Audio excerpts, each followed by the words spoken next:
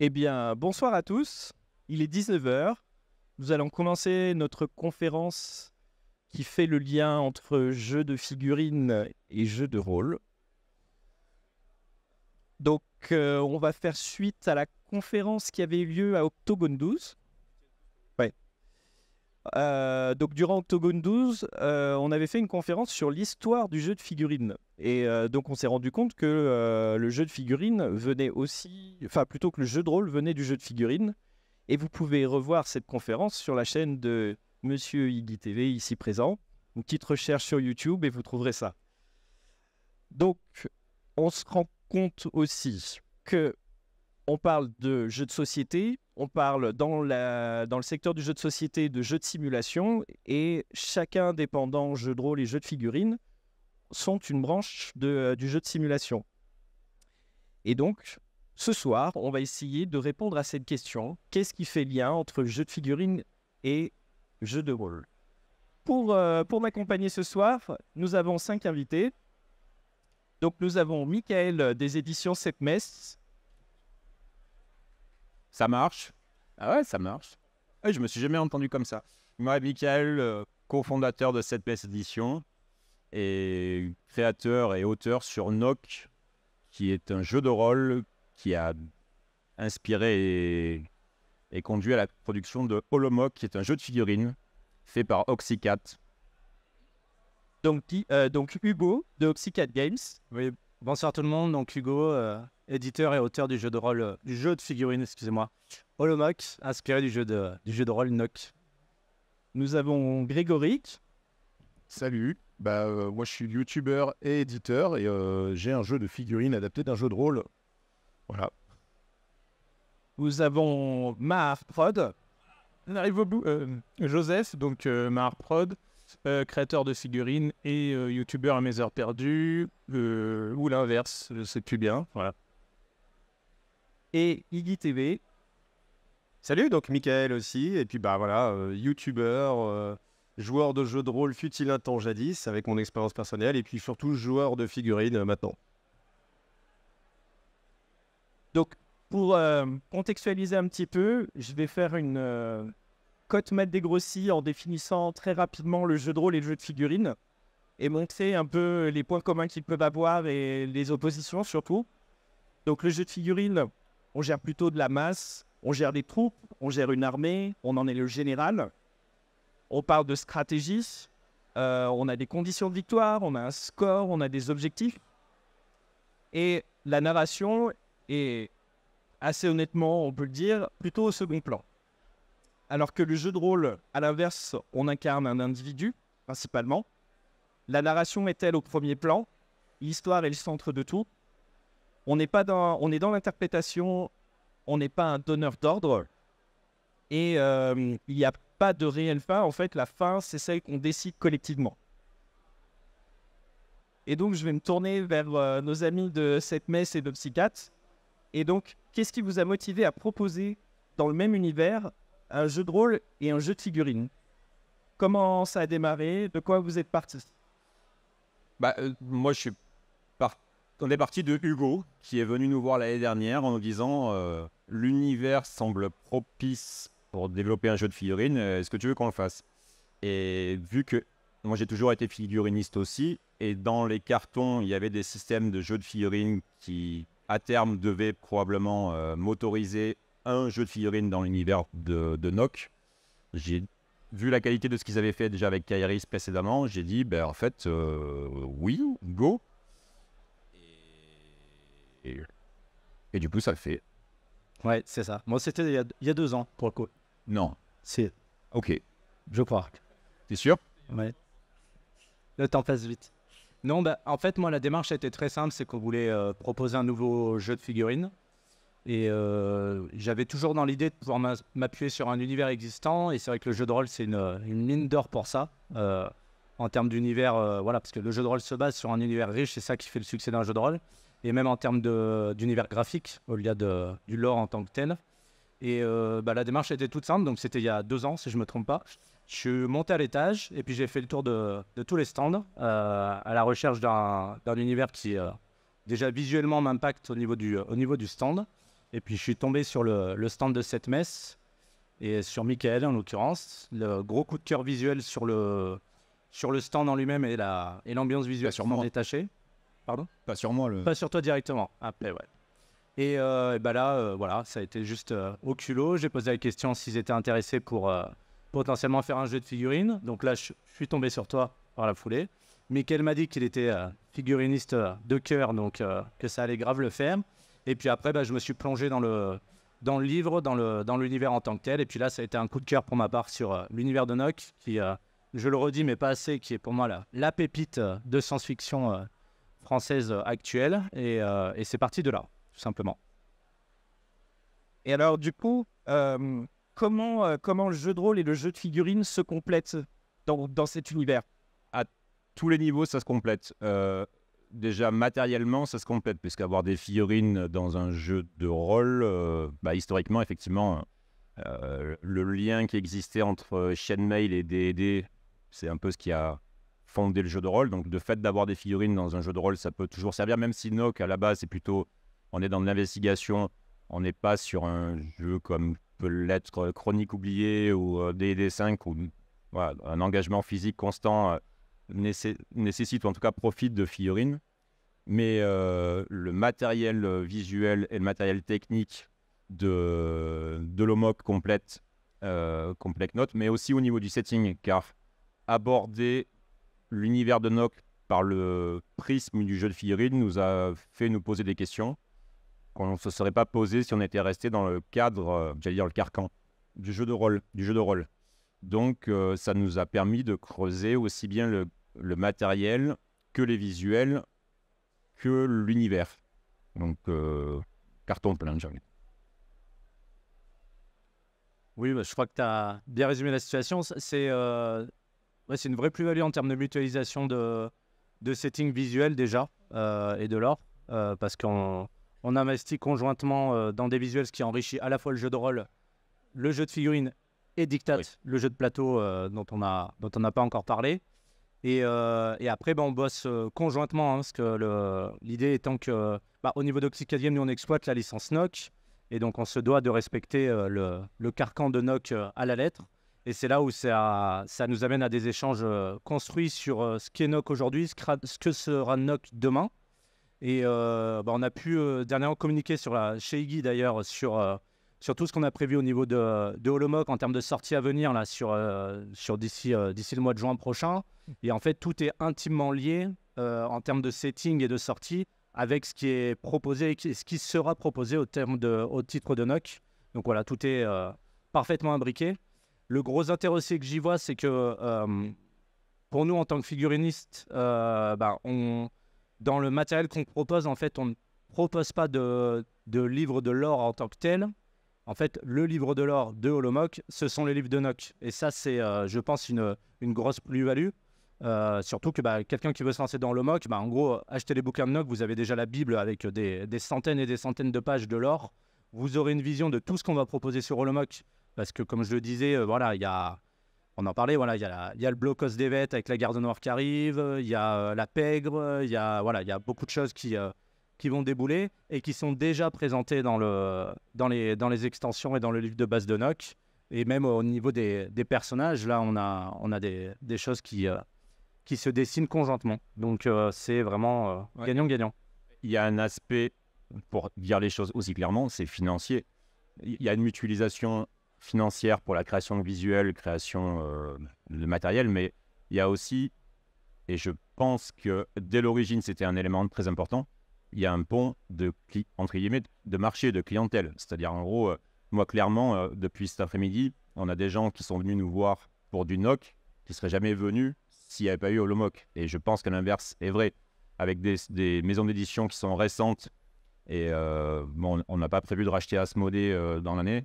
Donc on est encore assez réduit. Mais en fait, c'est un support qui nous donne la puissance de 2 maisons d'édition mineures. Ça fait une maison d'édition finalement moyenne, quoi. Donc on a un marché étendu. Je compléterai aussi, ça nous permet de monter en gamme en termes d'univers visuel, parce que le fait de mutualiser, ça nous permet aussi de mandater des illustrateurs de renom sur l'univers graphique de nos jeux respectifs. Et ça, c'est des choses, je pense, au vu du volume d'illustration notamment nécessaire dans le jeu de figurines, parce que nous, dès qu'on produit une figurine, on a besoin de visuels. Là, ça nous permet d'avoir accès à des illustrateurs que seuls on ne pourrait pas financer et qu'on peut, par le biais de la mutualisation avec cette messe édition, se permettre de financer. Et donc, nous permettre, malgré notre petite échelle, je pense, de proposer un univers graphique d'excellence pour du jeu de figurines. Donc, au final, vous partagez énormément de ressources pour aborder un univers avec 2 points de vue différents et 2 activités ludiques différentes qui ne se mangent pas l'une l'autre, mais qui au contraire plutôt se complètent. Oui. Ça. Ouais, c'est ça. Du coup, ça me fait apparaître une autre forme de mutualisation, c'est celle de la motivation de jeu. C'est-à-dire que moi, des fois, j'ai envie de jouer à des jeux de rôle, des fois, j'ai envie de jouer à des jeux de figurines. Et en fait, du coup, ressortir les figurines de l'Omoc, ça peut me redonner envie de jouer à Nox. Ça entretient la flamme du truc. C'est une autre forme de mutualisation qui est d'intérêt, d'attention, en fait. Oui, c'est... Puis ce qui est sympa, c'est que très concrètement, je vais faire un petit... Demain soir, on organise ce qu'on a appelé des rencontres dystopiques. Donc, c'est un petit événement. On est une vingtaine de joueurs demain soir à faire des parties autour de l'Omoc. De l'Omoc. Et en fait, on va, par le biais de ces rencontres dystopiques, de ce jeu organisé, on va dire une campagne scénarisée sur la soirée, on va influer sur l'évolution d'un des personnages qui est l'architecte Ivo Andrasy, qui est un des personnages de Nock. Et ça va être totalement imbriqué dans le jeu de rôle à l'avenir. Et donc ça, je pense que c'est juste génial en termes de possibilités. Ce n'est que le début. Et je pense qu'on a beaucoup de choses à faire en termes de transfert d'un média à l'autre. Sans parler, je parlais rapidement de Dictat tout à l'heure, donc tu n'en as pas parlé, Mickaël, mais Dictat, donc le jeu de plateau dans l'univers de Nock, qui lui aussi va pouvoir bénéficier des figurines qu'on produit pour Holomoc, de l'univers de Nock, de l'univers de Holomoc. Voilà, je pense qu'on a un vrai univers étendu qui est en train de se créer à notre petite échelle, mais échelle qu'on est en train de faire grandir sérieusement. Ça s'appelle une licence. Alors maintenant, je vais me tourner vers nos autres invités qui sont tous youtubeurs figurines. Et puis, je sais aussi pratiquants de jeux de figurines forcément, mais aussi rôlistes pour certains. Vous, justement, à ce niveau-là, quelle est votre expérience de figuriniste? Quelle place vous donnez au narratif dans vos jeux de figurines quand vous pratiquez ou quand, même pour certains, quand vous éditez? Pour moi, la narration, elle est super importante. C'est quelque chose que j'ai énormément... Ah oui, c'est mieux. J'ai énormément pratiqué de jeux différents jusqu'à trouver vraiment celui qui allait me plaire et me demander de m'investir plus, quoi. Et souvent, il y a des jeux où on va être en affrontement, jeu de figurines, pour savoir qui c'est qui va être le plus fort, qui va écraser l'autre, et voilà. Et ça se résume à ça. Pendant des années, j'ai joué à ça. J'ai fait ça pendant des années, j'ai fait des tournois, j'ai fait des trucs, c'est très bien. Mais à un moment, on a envie d'autre chose. Et j'avais une réflexion qui était que quand on fait du jeu de rôle, on a toujours des anecdotes que même 10 ou 15 ans après, ça nous fait plaisir de les raconter, ça nous fait plaisir d'entendre les anecdotes des autres joueurs. Et il y a toujours des moments un peu incroyables comme ça dans des parties qui vont marquer même au fil des ans. Et il faut retrouver ça dans un jeu de figurines. C'est ce que je cherchais. Donc je me suis dirigé vers des jeux qui sont plus narratifs.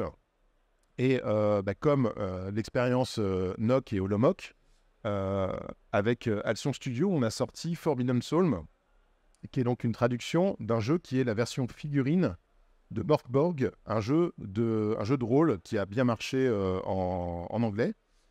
Et du coup, il y a ce côté où, finalement, comme un jeu de figurines classique, on va avoir des objectifs dans la partie. Par contre, il n'y a pas vraiment de gagnant à la fin d'une partie. Il n'y a pas celui qui a fait le plus de ci ou plus de ça. Il va y avoir des conséquences de nos choix. Il va y avoir une histoire qui va se développer de partie en partie, avec un système de campagne. Là, on va vraiment retrouver le côté jeu de rôle avec des personnages qui vont gagner de l'expérience, qui vont subir des blessures, etc. Donc, aujourd'hui, j'ai plus envie de jeux où je vais me souvenir, non pas d'avoir fait un double 6 contre le titan et de l'avoir tué sur un coup, mais d'actions, de moments vraiment plein de narration qui vont encourager à raconter des histoires. C'est-à-dire que dire une chose simple, dans un jeu de rôle, le système de réussite critique, échec critique, qui est très souvent présent. Quand on le retrouve dans un jeu de figurines, ben, on a envie de le justifier. Voilà. Là, j'ai fait 1 au moment de taper, j'ai fait tomber mon arme. Ah, c'est ballot et tout. Ben, y a un gars qui passe, il ramasse mon arme et il se barre en courant, il faut que je le rattrape, quoi. Voilà. Il se passe des choses. Et c'est des trucs où beaucoup de jeux de figurines ne proposent pas du tout ça, parce que c'est une question d'échelle. Quand on va jouer à un jeu d'armée, vous avez 50 ou 100 figurines sur la table, vous ne pouvez pas vous occuper de savoir si Marcel il tient bien son épée ou pas, quoi. Du coup, il y a des jeux qui vont être peut-être plus escarmouches, plus petite échelle, moins de figurines pour passer plus de temps sur chaque. Voilà. Donc aujourd'hui, pour répondre à la question, quand je cherche un jeu de figurines, je veux qu'il y ait de la narration. Je cherche à raconter des histoires et à vivre des événements, à vivre une expérience avec les autres joueurs autour de la table. Alors, moi je suis d'accord, mais je vais me faire un petit peu le pendant négatif du truc. C'est que même sur les gros jeux d'armée, après je parle pour moi, Je suis pas d'accord. perso, moi j'ai jamais été intéressé par les gros jeux d'armée s'il n'y avait pas eu un univers derrière. Tu vois ce que je veux dire? Et du coup, on se raconte quand même une histoire. Pour moi, quand j'ai une figurine qui m'intéresse, elle raconte déjà une histoire et elle correspond à un univers. Sinon, je n'irai pas vers cette figurine. Je suis en même temps créateur de figurines. Si demain, je crée un squelette basique qui n'est pas relié à un univers, ça n'intéressera personne. Ça sera juste un squelette. Par contre, si je crée tout un univers derrière qui correspond à quelque chose, ou qui rappelle, qui correspond à quelque chose qui existe peut-être déjà ou que j'ai créé, là, ça va intéresser beaucoup plus. Donc, du coup, je pense que les deux sont pas incompatibles au niveau d'un jeu d'armée, au niveau d'un jeu d'escarmouche ou au niveau d'une petite figurine toute seule. Ouais. Alors du coup, moi, je vais être encore plus vilain petit canard que toi. Parce que moi, je pense qu'il y a aussi le plaisir juste, en fait, de jouer, le plaisir tactique qui est dans la figurine et qui peut...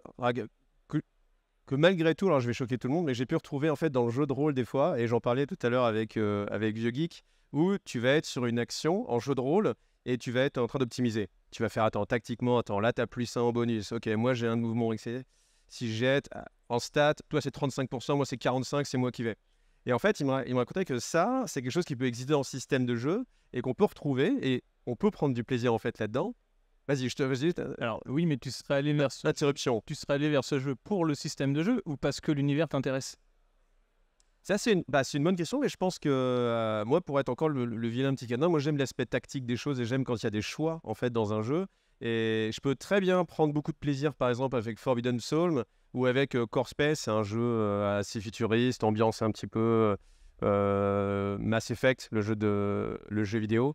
Et en fait, je me rappelle d'une partie de Mass Effect, et comme tu dis, en fait, il y a un moment donné où juste une attaque rate, et en fait, on commence à partir en délire, mais c'était pas le jeu qui voulait ça. Mais on est en train de se dire, ah oui, mais en fait, imagine là, qu'est-ce qui vient de se passer en fait? Tu viens de te prendre les pieds dans je sais pas, un morceau de porte qui était resté ouverte, ah du coup tu glisses, ah du coup je fais une contre, et ça. Et en fait, je me rappelle qu'on s'est vraiment amusé, alors qu'on n'était pas dans l'optimisation, mais juste parce qu'on se racontait une histoire dans notre tête. Mais ça n'a rien à voir avec le côté narratif du jeu. C'est juste qu'une situation donnée, nous on a rajouté en fait du narratif et qu'on a pris plaisir. Est-ce que c'est pas le jeu qui t'encourage à rajouter le narratif? Alors, Il y a des jeux qui, juste dans leur système, Forcément. dans la présentation Oui. des événements, vont sur le papier, hein, c'est pareil, Forbidden Psalm, sur le papier, il dit, tu fais un 1. Mais est-ce que c'est vraiment un jeu, Forbidden Soul? Mais Forbidden Soul, pour l'avoir testé justement il n'y a pas longtemps, c'est vrai que ça se présente plus comme un jeu de figurines. Donc on a un chevalier, je sais pas, un paysan, il y a des objets à les récupérer. Donc vraiment quelque chose de tactique où on va se dire je vais être en opposition avec l'autre, il y a une mission, il y a des pierres précieuses à récupérer, enfin il y a beaucoup de scénarios. Mais en fait c'est vrai que quand on le jouait, la mécanique de jeu fait que on n'a pas la maîtrise en fait.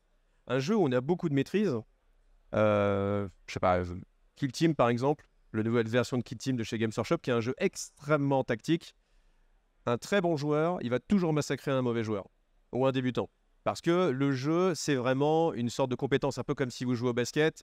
Vous allez être bon, vous voyez Michael Jordan, même encore maintenant, Michael Jordan, ouais, il va vous en mettre une. Et en fait, il y a des jeux qui se prêtent à ça, qui sont des jeux tactiques, et il y a des jeux qui sont plus narratifs. Et typiquement, Forbidden Psalm, il y a tellement de lancers de dés, en fait, qu'au final, c'est le jeu qui vous berce, en fait. Et le jeu vous prend et vous pensez simplement ramasser une pierre, et puis au final, bah non, en fait, il y a un monstre qui arrive, vous glissez, vous piquez avec votre épée. Et là, on est sur un système qui se veut très narratif. Mais moi, je suis parfaitement dans ces deux domaines. Des fois, j'aime bien quand on se raconte une histoire, mais ce qui me plaît aussi, c'est des jeux où, peu importe l'histoire, où on va regarder tactiquement mon unité, qu'est-ce qu'elle va faire contre l'autre, et un peu comme un jeu d'échecs, en fait. où on va pas imaginer que je suis le roi blanc qui vient sauver la dame noire, mais c'est juste la tactique. Ouais. Voilà. Je pense qu'il faut qu'on se mette d'accord sur ce qu'on entend par l'aspect narratif. Pour moi, la narration, elle peut avoir 3 visages. C'est l'univers dans lequel ça se passe, c'est-à-dire c'est ce qui se passe avant. Après, il y a la mission qui peut être, c'est-à-dire le scénario de jeu. Et ça, c'est un peu, pour l'instant, ça peut paraître opposé à l'aspect compétition. Parce que c'est très difficile de faire un scénario qui soit à la fois narratif et qui soit jouable en opposition, dans un tournoi, etc. Parce que c'est extrêmement difficile d'équilibrer. Et le troisième truc, c'est les bruits de bouche qu'on fait quand on tire avec un bolter et des dés. Ça, c'est ce qu'on s'invente dans la tête. Ça, on le vit. On n'a pas besoin d'avoir quelqu'un qui nous le plug sur un système. C'est juste, on est avec les figurines en train de se battre. Ça, cette narration, on n'a pas besoin que quelqu'un nous l'inculque. Le setting, c'est ce qui assoit Holomoc. C'est le fait qu'il y ait Nock derrière. Mais une fois que tu joues, à la limite, ça pourrait être n'importe quel autre setting. Tu vois, c'est pas la question. Mais je pense que la narration dont on parle depuis tout à l'heure, c'est celle de la mission.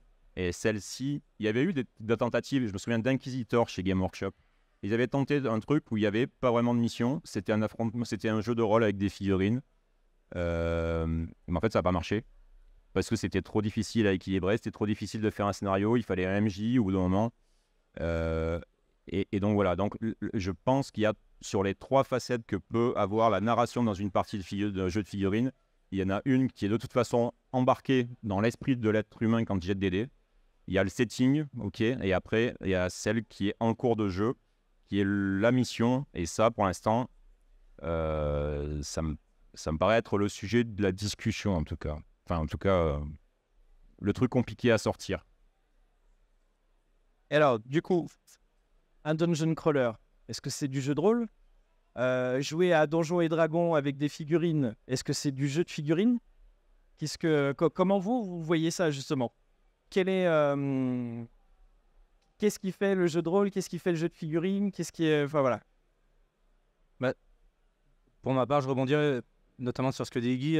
Pour moi, le jeu de figurines, c'est un jeu qui se veut tactique parce qu'on est sur des jeux d'affrontement. En tout cas, pour ma part, je joue à du jeu de figurines parce que je veux un défi tactique.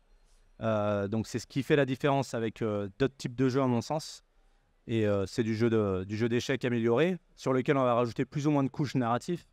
Mais ça reste un jeu d'affrontement et un jeu tactique avant tout. Et en tout cas, c'est ce qu'on a essayé de faire sur Holomoc. Nous, très clairement, chez Oxycat Game, que ce titre de Keris ou de Holomoc, nous, on aime les jeux tactiques. Donc, ça reste des jeux très tactiques.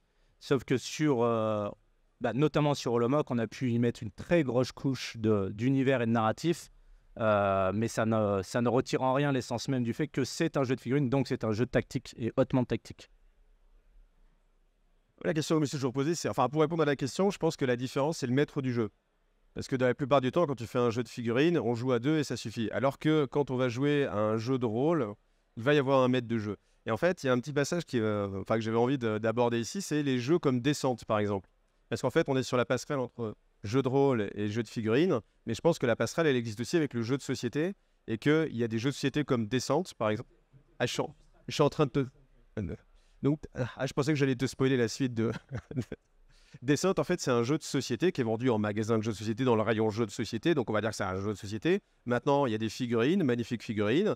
Et en fait, ça raconte une histoire parce que vous avez une application. C'est-à-dire que le maître du jeu n'est pas physique. C'est pas quelqu'un qui a lu un livre en avance, lu une histoire. Mais vous avez votre tablette qui va vous raconter une histoire. Alors, on pourrait croire comme ça que c'est pas ultra immersif. Mais en fait, il y a eu plusieurs versions de jeux qui sont gérées par une application. Mais vraiment, la descente numéro 3... Moi, c'est le moment où je me suis dit, OK, l'application, elle peut vraiment vous faire vibrer. Et moi, j'ai vraiment vécu des sensations narratives, donc vraiment sur l'histoire qui est racontée dans le jeu, sur qu'est-ce qui se passe, les interactions entre les personnages qu'on va jouer. Parce qu'en fait, on a 6 personnages, et à chaque partie, on va choisir un peu des personnages.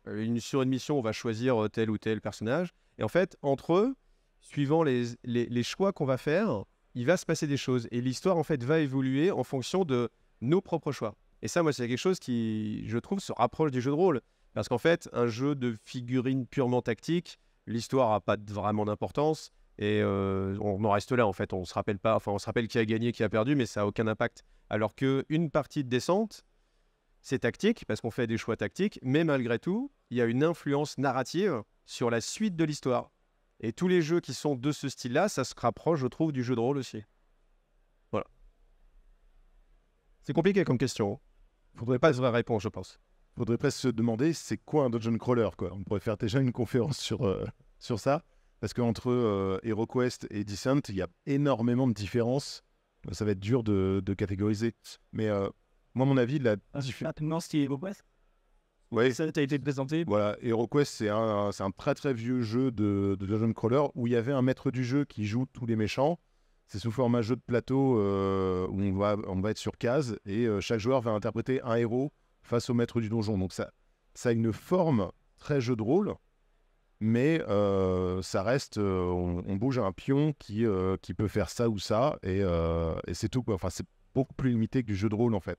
Et je pense que la différence, elle va se trouver là, c'est que le jeu de rôle, potentiellement, un joueur peut faire n'importe quoi. Un jeu de figurines ou un jeu de plateau, c'est quand même légèrement scripté. On peut faire cette action ou cette action ou cette action. Point. On ne peut pas inventer une nouvelle action.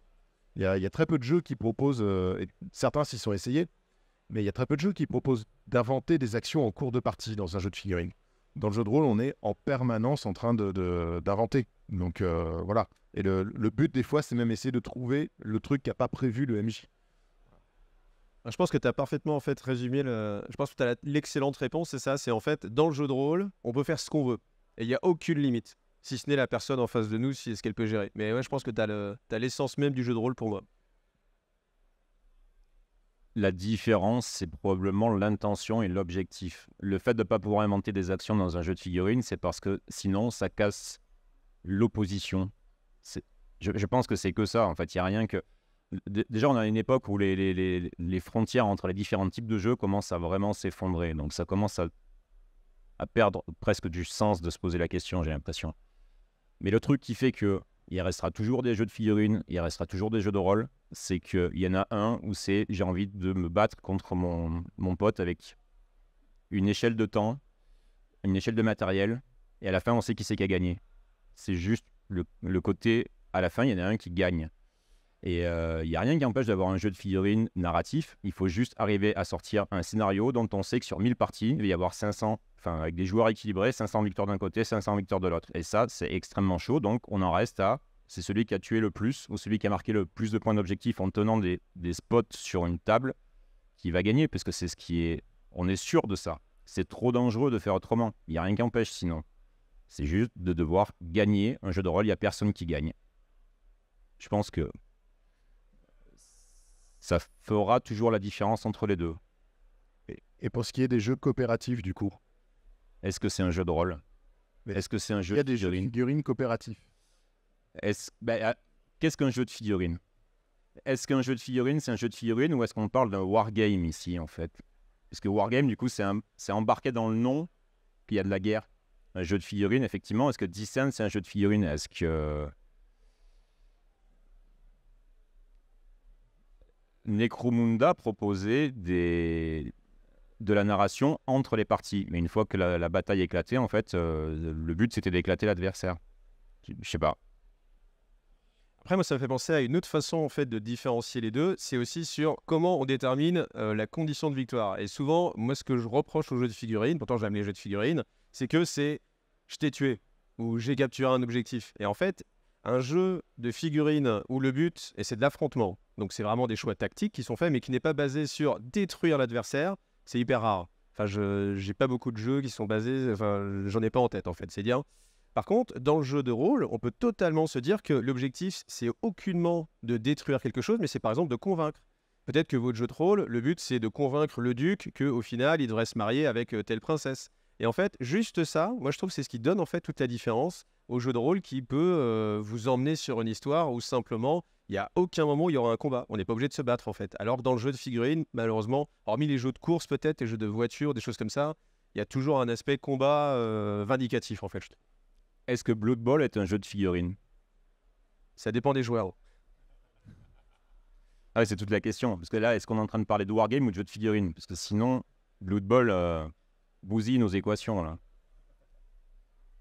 Je pense que si on commence à creuser, il y en a plein qui bousillent nos équations. Mais c'est la beauté des choses aussi. Moi, je trouve que c'est vraiment très intéressant. Et je pense que là, dans l'assistance, il y a aussi des gens qui sont là pour la figurine, pour le jeu de rôle, parce qu'ils ont envie de s'asseoir. Mais je trouve que c'est intéressant qu'il y ait le lien entre les deux, en fait. Et que des gens... Mais justement, là le Holomoc, je trouve ça génial parce que moi, le jeu de rôle Nog, je le connaissais pas. Maintenant, quand Hugo il m'a présenté Holomoc, franchement, je me suis dit, ah ouais, l'univers et tout, je me suis dit, ah ouais, ça a l'air trop génial. Et ça m'a donné envie, vivement que j'ai un bouquin de Nog. Ça tombe bien, on a Non, mais ça m'a donné envie de découvrir. Alors, je dis pas que je vais faire une partie du jeu de rôle, mais en tout cas, lire l'histoire, et exactement comme ce qu'il disait tout à l'heure, en fait, l'idée de faire une passerelle, c'est quelque chose qui est vraiment très positif, en fait. Et moi, je suis pour que il n'y ait pas d'un côté les rôlistes et d'un côté les jeux de figues, et qu'on soit là à dire, attends, où est-ce qu'on va mettre le mur pour dire, à gauche, vous êtes les jeux de figurines à gauche, et à droite, les jeux de rôle. Et je pense qu'au contraire, essayer de mixer les choses et de prendre le meilleur du jeu de figurines, c'est-à-dire vraiment représenter physiquement les choses, je trouve que c'est sympa d'avoir un objet, la figurine, et souvent les rôlistes, ils aiment bien avoir une petite figurine pour se représenter. Et à l'inverse, dans le jeu de figurines, raconter une histoire et vivre quelque chose, je pense que c'est deux choses sympas en fait. Parce qu'on peut quand même faire du wargame en scénarisant, sinon on n'aurait jamais fait les tournois qu'on a organisés il y a quelques années. T'es d'accord? C'était vraiment très particulier aussi. Du Mojo là, j'imagine, non? Ouais. Alors peut-être que ça n'existe plus aujourd'hui parce qu'on a une grosse part du tournoyeur, enfin des tournois qui sont arrivés et qu'il y a moins de narration aujourd'hui, en tout cas dans le wargame, ce qui est dommage, à mon avis. Est-ce que le plus beau, c'est le fait même qu'on se pose des questions et qu'il y a des cas où on ne sait pas?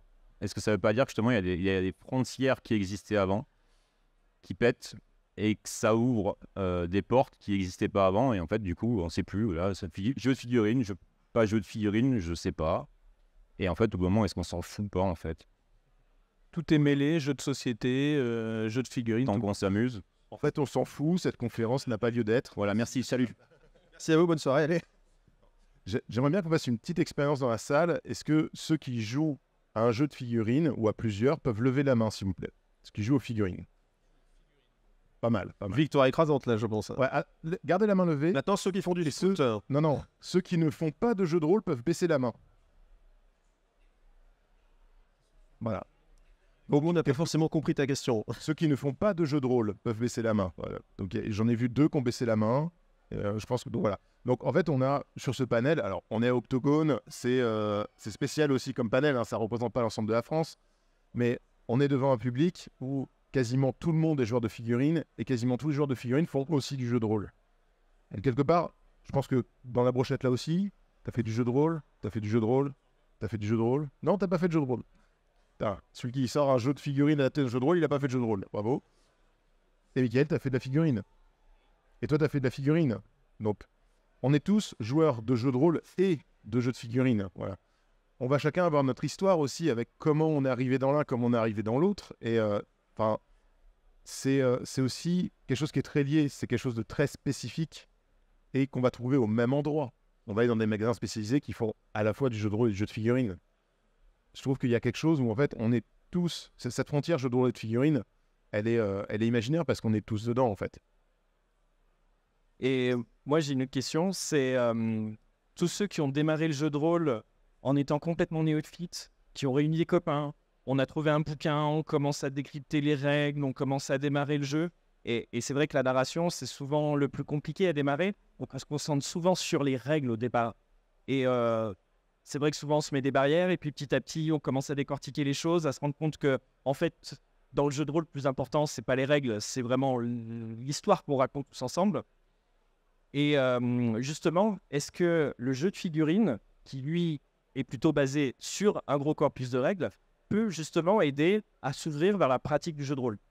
Et du coup, est-ce que le jeu de figurines est une passerelle qui peut amener sur le jeu de rôle? Il y en a de plus en plus qui proposent effectivement des choses où on va être plus impliqué narrativement et où ça va pas être seulement du « je te tue, j'ai gagné ». Donc on a des choses qui vont donner envie de raconter des histoires et peut-être justement d'aller voir plus loin.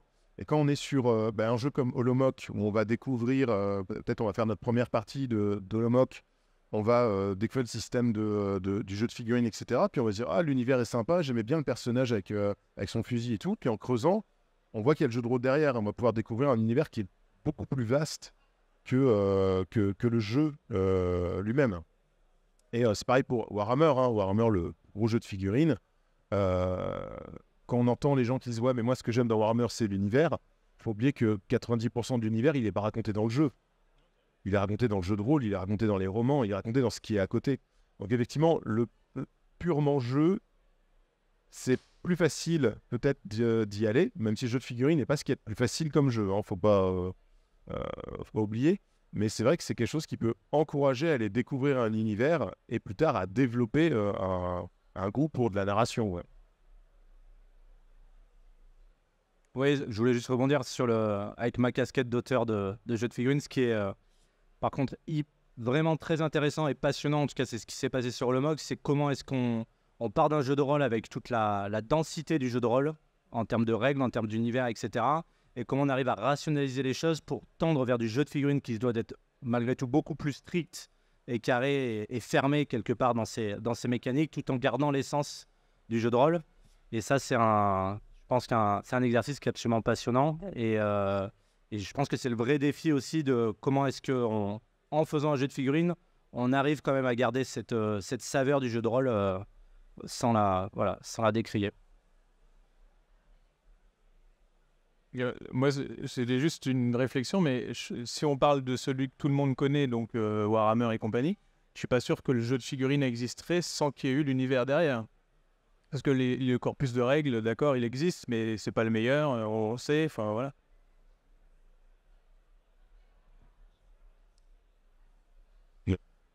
Alors, un petit point sur lequel je voudrais porter des précisions ou aborder, tout simplement, c'est comme on a vu Holomoc, le jeu de figurines très tactique, mais avec la possibilité d'aller voir vers NOC, le jeu de rôle, pour avoir toute l'étendue de l'univers, etc.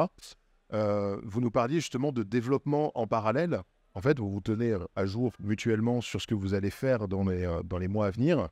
Et du coup, vous nourrissez mutuellement sur l'avancée des choses. On a vu des propositions d'Oxycat qui sont devenues pérennes dans l'univers de NOC. L'histoire de NOC qui avance, qui est représentée dans l'OMOC, etc. Est-ce que vous avez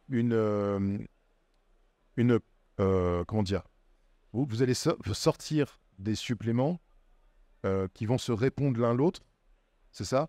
Donc on peut imaginer un prochain supplément NOC dans lequel des personnages seront présents qui sont jouables dans les sorties suivantes. Ouais, c'est ce qui se passe là actuellement. On va sortir un supplément au mois de mars prochain pour NOC, qui, sans spoiler, mais en fait est la source des prochaines extensions pour Holomoc directement. Et l'enjeu de la confrontation, enfin du tournoi qui a lieu demain soir pour Holomoc, dans l'autre sens, va dicter ce que va devenir un personnage qui est apparu par le biais d'Holomoc, mais qui va prendre une place importante dans l'univers de NOC. Donc on travaille... NOC pour l'instant reste... C'est NOC qui alimente Holomoc. Parce que je pense que l'objet d'Hugo et d'Oxycat, c'est pas de développer le setting, c'est d'exploiter le setting pour faire de la figurine. Donc pour l'instant, c'est dans ce sens-là que ça se fait, mais le séquençage des sorties, on va essayer effectivement de coller au planning l'un de l'autre. Et du coup, toujours dans cette idée, moi c'est un truc qui m'a beaucoup séduit du coup dans l'association Holomoc NOC, c'est qu'il y a un genre de double suivi possible. C'est aussi quelque chose qui nous avait intéressé, nous, dans Forbidden Psalm, puisque il est entièrement compatible avec Morkborg, et il y a un tableau, en fait, qui va permettre d'adapter un élément du jeu de figurines vers le jeu de rôle, ou du jeu de rôle vers le jeu de figurines. Ça veut dire que si on a envie de continuer le jeu, tous les suppléments du jeu de rôle sont compatibles, en fait. Et ça, c'est quelque chose, en termes de passerelle, que je trouve hyper intéressant, parce que chaque élément qui va sortir pour l'un ou pour l'autre sera un élément nouveau pour les deux à la fois. Je voulais juste rebondir aussi sur le fait que là on parle de choses... Cette passerelle entre le jeu de rôle et la figurine, c'est quand même pas récent non plus. On prend War Machine avec les Iron Kingdom, qui est un vieux jeu et qui a été précurseur, vieux jeu, excellent jeu malgré tout, qui a été précurseur sur la question.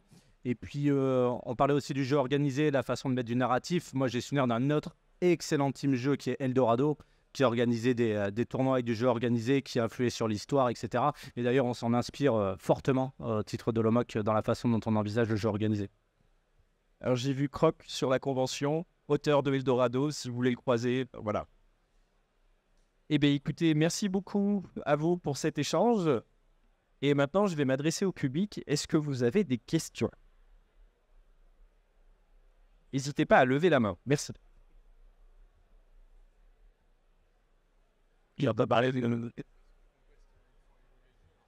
Bonsoir à tous, c'est Paul.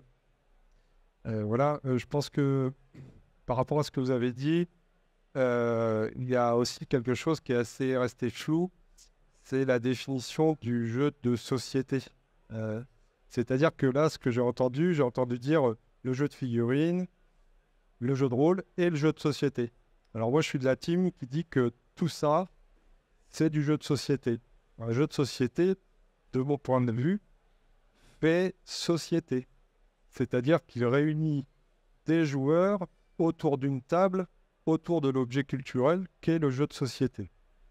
Donc, c'est un média qui réunit des joueurs pour passer un bon moment. Alors, globalement, on joue au jeu de société, mais on va faire un bon moment. Hein. Et donc, là, déjà, je trouve qu'il y a déjà une séparation dans le discours qu'on a entendu, qui, à mon avis, pas bonne, en fait. Et bon, c'était juste pour intervenir là-dessus. C'est-à-dire qu'on est le jeu de société, et pour moi, global, et pas uniquement un jeu de plateau. Oui, bien sûr. Hein. Voilà. C'était juste pour redire ça. Et en même temps, autour du jeu de rôle, il y a des choses très intéressantes qui ont été développées depuis que le jeu de rôle existe. Et il y a aussi un acteur qui travaille beaucoup sur le sujet. Je me permets juste de faire une petite pub. Hein. Je ne le connais pas personnellement, mais si vous avez l'occasion d'aller écouter La Cellule, qui est un podcast de Romaric Briand, qui explique beaucoup ce sujet-là. Donc, allez-y, si vous ne connaissez pas, franchement, je vous invite vraiment à aller écouter ça, parce qu'il est à la fois philosophe et il fait du jeu de rôle, et il va vous dire que, par exemple, Alice is Missing est un jeu de rôle. Voilà. Et un jeu de rôle n'est pas forcément une configuration de joueurs avec un maître de jeu. Il y a des jeux de rôle sans maître de jeu. Donc évidemment, ce sont beaucoup de points de vue, ce sont des approches très différentes, mais ce sont des approches à prendre en compte dans le discours, je pense. Voilà, c'était juste pour intervenir là-dessus. Merci beaucoup. Donc oui, comme je rappelais en introduction, on est bien d'accord que le jeu de rôle, le jeu de figurines sont des jeux de société, ça, il n'y a pas de souci. Et on a même défini que c'était des jeux de simulation et que chaque type de pratique était une branche du jeu de simulation qui elle-même appartient au jeu de société. Donc on est bien d'accord là-dessus. Est-ce qu'il y a d'autres questions dans la salle? Bonjour, j'ai surtout une question par rapport au transfert entre le jeu de rôle et ensuite le jeu de figurines. Donc c'était bien dans cet ordre-là au début, c'est ça? Et du coup, donc, au-delà des livres de règles que vous proposiez, je pense, pour l'univers et pour le jeu en lui-même, est-ce que vous aviez d'autres matériaux, type figurines ou même décors? Ou est-ce que c'est venu à la création du jeu de figurines et à ce moment-là, vous avez usé de ces bases-là pour agrémenter l'univers du jeu de rôle après? Tu fais toutes les questions, on répond après ou on répond? Ok. Je vais revenir après sur la notion de jeu de société, mais je suis d'accord. Non, le matériel, les figurines, les décors, c'était pas du tout à la base dans NOC. C'est Holomoc qui a apporté ça. Je pense qu'il y a eu une sorte de tendance dans le jeu de rôle à une époque pour essayer de s'éloigner du grand ancien, où il y a eu toute une frange de jeux de rôle qui ont essayé de jouer la carte de l'onirique et donc de s'affranchir du matériel le plus possible. On a eu une vague de jeux dans les années 90-2000 où on n'avait plus besoin effectivement de MJ, on n'avait plus besoin d'écran, c'était du minimaliste, c'était Et là, on revient potentiellement à quelque chose de plus approchant avec la mode est cyclique, donc on revient effectivement à des jeux qui sont de plus en plus matérialisés. Mais non, concrètement, Nock n'avait pas d'ambition, ni de besoin de figurines, ni de support matériel. Et c'est arrivé par ce biais-là. Tu voulais dire quelque chose? Ça, c'est arrivé par ce biais-là et on a quand même appuyé fortement sur le bouton dans ce sens-là. C'est-à-dire que la boîte de base de l'Omox, ce sont les 6 personnages pré-tirés du jeu de rôle Nock. Donc l'idée étant bien sûr que ça puisse profiter aux rôlistes pleinement s'ils souhaitent illustrer leur partie avec des figurines. Voilà. Et concernant la distinction, le fait que tout est jeu de société, oui. Mais c'est un peu comme de dire de sortir avec des amis, qu'on aille dans un bar, qu'on aille au cinéma, c'est la même chose. C'est une question d'intention derrière. Et j'ai l'impression, c'est pas pour rien qu'il y a eu cette différence à la base. Il y avait des intentions différentes. C'est-à-dire le jeu de figurines, c'était un jeu où on était en société, mais en général à 2, et on avait une intention compétitive. Le jeu de rôle, c'était à la base ça, et c'est arrivé au bout d'un moment à quelque chose de... Et c'était pas le même public du tout. Et là, on revient à un rapprochement dont le moteur, c'est un peu la lassitude de la recherche de la nouveauté et aussi les opportunités qu'apporte le marché, en fait, le rapprochement de toutes les sources.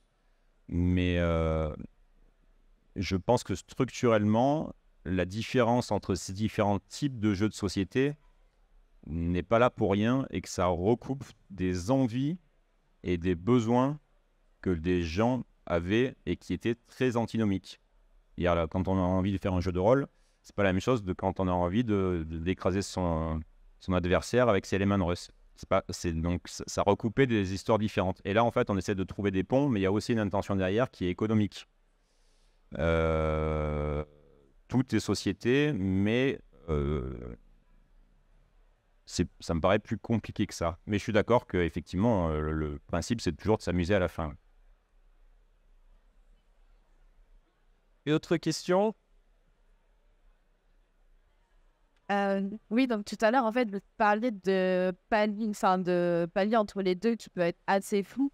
Et moi, ça m'a fait penser notamment à ce que j'appelle les jeux narratifs qui vont se regrouper sous les Bison Mystiques, les histoires de peluche, où en fait, là, on va être sur des bases de jeux de société avec des règles très cadrées, mais par contre, où on va incarner un personnage pour suivre un scénario, et ça va plus être la passerelle, en fait, entre le jeu de société très cadré, où tous les mois les règles du jeu de figurines, et toute la passerelle vers le jeu de rôle qui va raconter une histoire et on va incarner plus des personnages. Donc c'est vrai qu'on arrive, je trouve, de plus en plus à quelque chose qui devient fou entre les univers, et la jonction, elle est de moins en moins délimitée, et les passerelles, elles peuvent être de plus en plus faciles, même pour du grand public, du jeune public. Voilà. Parfait. Moi, je peux rebondir là-dessus parce qu'en fait, je trouve qu'il y a un truc qui est intéressant aussi, c'est quand le jeu de rôle devient un jeu de société, en fait. Et il y a eu toute une époque où, avec Chronique oubliée, ils ont sorti, en fait, du jeu de rôle tellement facile d'accès avec des petits standees en carton que, du coup, en magasin, on avait du mal à se dire, bon, attends, est-ce qu'on le met dans le côté jeu de société ou est-ce qu'on le met dans le jeu de rôle? Sachant que le but, c'était de proposer aux gens qui étaient peut-être apeurés par, je sais pas, un Donjon et Dragon ou n'importe quoi, avec le livre du maître, le livre du joueur, le livre des scénarios, de se dire, tiens, là, j'ai une boîte. Déjà, le fait que ce soit une boîte au lieu d'un livre, c'est quelque chose qui change, en fait, sur la présentation et sur l'aspect que les gens peuvent ressentir en se disant, là, je suis plus sur un jeu de société parce que j'ai une boîte. Alors que quand j'ai un livre, là, je me dis, ah ouais, les règles, ça va être compliqué. C'est un a priori. Mais cet a priori-là, je pense qu'il a été complètement dépassé, justement, avec toute cette vague de... J'ai Chronique oubliée en tête, mais il y a plein d'autres boîtes comme ça qui sont sorties. Et en fait, ça a été un super succès. Et après, les gens ont commencé par ça, puis se dire, ah tiens, je vais explorer plus loin. Et je pense qu'en effet, c'est difficile de mettre des bornes en disant, voilà, ça c'est un jeu de figurines, ça c'est un jeu de rôle. Et chacun, en plus, a sa propre définition. On l'a bien vu là entre les différentes personnes qui parlent. Mais je trouve qu'en effet, c'est très bon que tout se mélange et qu'après, on puisse aussi répondre à n'importe quelle attente. Parce que on voit Hugo, lui, ce qu'il va chercher, c'est quelque chose de beaucoup plus tactique. Alors, à l'inverse, un Mahar, lui, il va plutôt chercher quelque chose qui va raconter un peu une histoire. Donc, pouvoir répondre aussi à toutes les attentes, c'est très bien. Voilà. Je vais prendre une dernière question. Bonsoir. Qu'est-ce que vous pensez des gens qui ne peignent pas leurs figurines? Ou plus précisément, est-ce que vous pensez que les figurines et le décor et tout ça ajoutent vraiment une couche nécessaire et élèvent un peu le jeu, l'histoire narrative, l'immersion du joueur dans son jeu, dans son terrain, dans son wargame? On aime bien les gens qui mettent les pieds dans le plat avec Ouais. les questions qui fâchent. C'est très bien. En vrai, ça dépend vachement du milieu. C'est-à-dire qu'on parlait d'un jeu de plateau avec figurines très narratif comme SN Mystics. La plupart des gens, ils jouent sans que les figurines soient peintes, parce que c'est sorti de boîte. Est-ce que mes figurines, pour représenter un affrontement dans Donjons et Dragons, est-ce qu'elles ont besoin d'être peintes? Est-ce qu'elles ont besoin d'avoir exactement le même équipement et la même tête que mes joueurs? Voilà, ça dépend vraiment du contexte. Personnellement, je préfère les peindre, mais c'est un goût très personnel. Surtout dans un jeu 100% figurine, on va dire, un jeu d'affrontement, etc. Moi, quand je dis que je cherche de la narration dans un jeu de figurines, c'est aussi quand je suis en train de la peindre, je suis déjà en train de raconter quelque chose, en fait. Je suis déjà, voilà, il va avoir telle couleur, peut-être que je vais représenter un uniforme de tel pays, etc.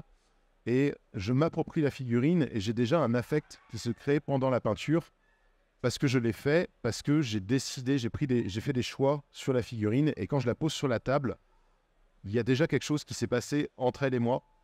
Et du coup, l'histoire qui va se raconter ne sera que plus impactante à mon avis. Mais c'est un avis très personnel. Moi, je pourrais répondre sur le fait de... Alors, j'ai commencé la figurine avec le jeu de rôle. C'est le jeu de rôle qui m'a amené vers la figurine et qui m'a donné envie, à un moment donné, de matérialiser les parties. Et du coup, comme je suis quand même depuis issu du jeu de figurine, j'avoue que ça fait partie d'un tout, en fait. Donc, on fait le décor, on fait la figurine, enfin, moi, je la fais, en tout cas, mais ensuite, on la peint. Et ça participe à une immersion. Pour moi, c'est non négociable là-dessus. Et je refuse de jouer contre les gens qui ne peignent pas leurs figurines. En tout cas, dans le jeu de figurines. Par contre, derrière, sur des jeux, en effet, plus des jeux du coup de société ou, je sais pas moi, un zombicide ou des choses comme ça, je comprends qu'on puisse se lancer dans une partie comme ça, quoi. Bon, vu que je pense qu'on va chacun avoir notre propre réponse, moi je vais être allé à encore. Moi, j'ai vraiment besoin que les figurines soient peintes, en fait. Et sur Descente, qui est un jeu avec des figurines qui sont pré-montées, moi, en fait, quand je joue, j'ai envie qu'elles soient peintes avant. Alors, pourtant, c'est un jeu de société. Et sur My Sun Mystic, j'ai aussi mes figurines qui sont peintes. Et malgré tout, au-delà de l'aspect un peu narratif, parce qu'on peut se dire, j'ai envie que les figurines soient peintes parce que je me raconte une histoire. Moi, je vais au-delà parce que quand je veux faire une partie extrêmement tactique où il n'y a aucune histoire, on va juste poser les figurines et savoir qui est le meilleur stratège. Si en face, les figurines, elles sont pas peintes, moi, ça va me gêner. Si la table, elle est toute moche, elle est toute plate, il n'y a pas une forêt, il n'y a pas une vraie maison et que c'est un imprimé carré, moi, ça va vraiment me gêner. Parce que, bah, en fait, c'est assez flou, en fait, parce que je me raconte pas une histoire quand je suis en train de jouer, je suis pas en train de m'imaginer à la place de mes figurines, je suis pas en train d'imaginer général, on est vraiment sur, je manipule des pions et des éléments de jeu, mais il faut que ce soit agréable, en fait.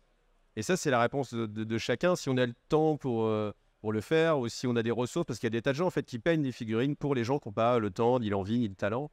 Et je pense que c'est simplement l'aspect visuel, c'est comme, à la limite, on peut se dire, tiens, une voiture, est-ce que je veux que ma voiture, elle soit jolie, ou alors, peu importe l'aspect visuel de ma voiture.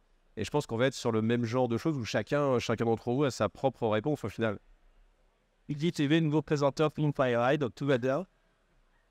Je rappelle donc que les 3 derniers intervenants sont tous les 3 figurinistes.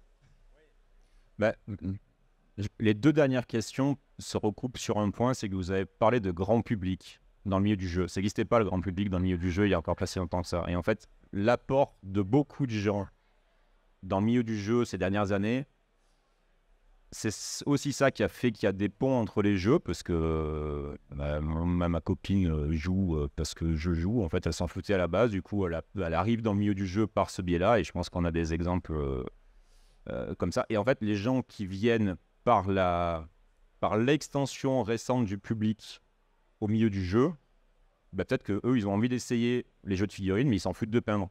À la base, un figuriniste, ça peint, parce que c'est un figuriniste, ça peint, et ça, voilà. Mais en fait, on a de plus en plus de public pour tous les supports, parce qu'il y a justement des ponts qui sont créés, mais peut-être que tous les nouveaux arrivants n'ont pas envie de prendre tous les mêmes, enfin tous les réflexes et les tics des historiques. Quelqu'un qui vient au jeu de rôle par le biais de Descent, il n'aura peut-être pas envie de faire des gros scénarios d'enquête à la Cthulhu, parce qu'en fait, il vient du Descent. Quelqu'un qui vient, bon, voilà, je pense que... Non, elle a compris ce que je voulais dire. Et ben, sur ces derniers mots, on va s'arrêter là. Donc, je rappelle nos invités. Donc, nous avons Michael des éditions 7 Messes que vous pouvez retrouver à cet étage en sortant de la salle de conférence sur la gauche, un peu plus loin. Vous allez pouvoir retrouver Hugo au stand d'Oxycat Games sur le pôle figurine, tout comme Grégory qui est venu faire des démonstrations de Forbidden Soul sur le pôle figurine. Et vous pouvez retrouver Marc, Prod et IDTB errant dans les couloirs à filmer et à interviewer différents auteurs illustrateurs. N'hésitez pas à leur dire bonjour. Et pour ma part, je vous souhaite une bonne fin de journée. Merci.